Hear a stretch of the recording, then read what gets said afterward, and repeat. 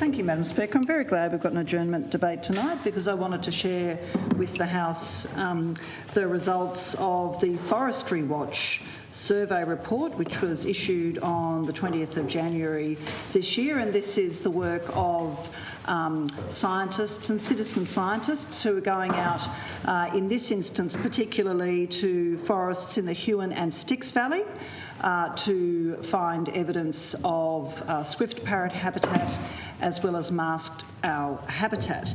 And Madam Speaker, it is very clear that the reason that Sustainable Timbers Tasmania has twice now been rejected for forest stewardship certification is that on the evidence that was accepted by the FSC auditors, Sus Timbers is logging high quality habitat for the critically endangered swift parrot, as well as pushing the masked owl closer to the brink, Madam Speaker. So the scientists working through Forestry Watch, one of whom is Dr. Jen Sanger, who has been undertaking work here at the University of Tasmania into the increased risk of bushfire that is associated with native forest logging.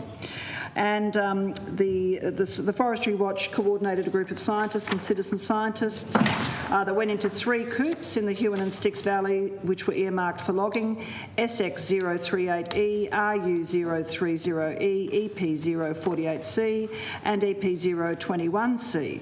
And the primary findings were as follows.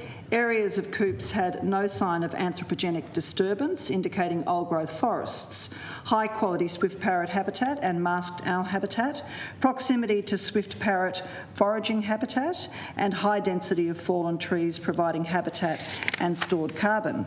And for members who are uncomfortable with the term old-growth, Madam Speaker, it is defined by the Forest Stewardship Council as, quote, ecologically mature forest where the effects of disturbances are now negligible, and each of the 3 coops that Forestry Watch scientists went into conformed with the FSC definition of old growth. And old growth, and in Tasmania's case, they're often Eucalyptus regnans forests, the tallest flowering plant in the world, have the highest known carbon density of forests worldwide, Madam Speaker, and continue to accumulate carbon indefinitely. Logging of old growth followed by intensive harvesting cycles causes the release of carbon stored in forest soils in a process that continues centuries after initial logging.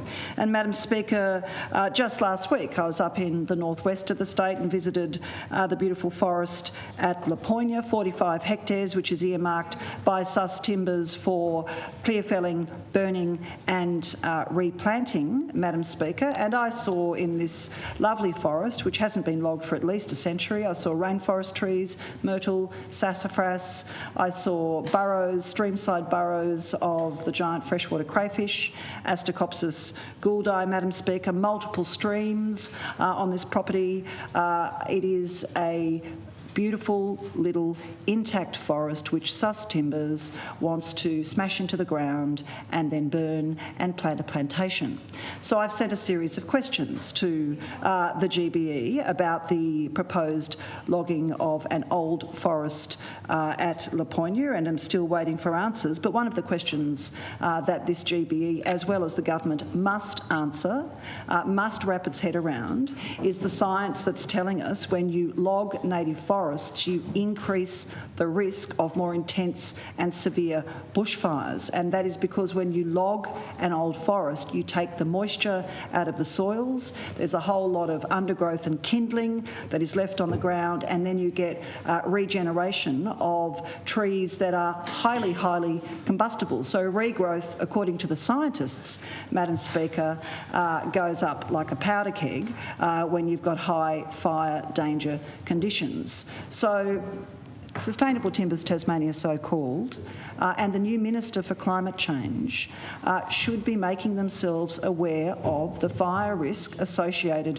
with logging. And we just heard the Premier talking about the importance of keeping the community safe from bushfires. This is part of that equation, Madam Speaker, we need to end native forest logging for its own sake and for the intrinsic values of those forests. We need to protect the carbon in those forests. Madam Speaker, our forests sequester up to 4 million tonnes of carbon every year until 2050. And critically, Madam Speaker, we need to change forestry practices in Tasmania so we are not exposing communities and individuals and wilderness to further risk of more extreme and intense fires. And if the new Minister for Climate Change wants to be taken seriously on this issue, he must move away from the politics of division over forests. He needs to go and ask for a meeting with Dr. Jen Sanger from UTAS, for example, or Professor David Lindenmayer from the Australian National University, who says, quote, "Forests that have been logged and regenerated are significantly more likely to burn at higher severity." Now, Madam Speaker, this is the science. We are a parliament that is bound to do right by the people of Tasmania, and on behalf of the Greens and every Tasmanian who recognises we're in a climate emergency and this requires a change of thinking, the humility to say you were wrong and to set a different course, I call on the new Minister for Climate Change to put in place the steps necessary to end native forest logging in Tasmania, to protect our threatened and endangered species and to protect our communities from more intense and severe bushfires, which, as we know, Madam Speaker, are coming down the line at us now every couple of years or so. So, Mr Gutwein, if he wants to be taken seriously as the Minister for Climate Change, needs to wrap his head around the fact that business as usual in our forests is not only no longer an option, it is recklessly irresponsible to continue down that path. Thank you. The Deputy Premier.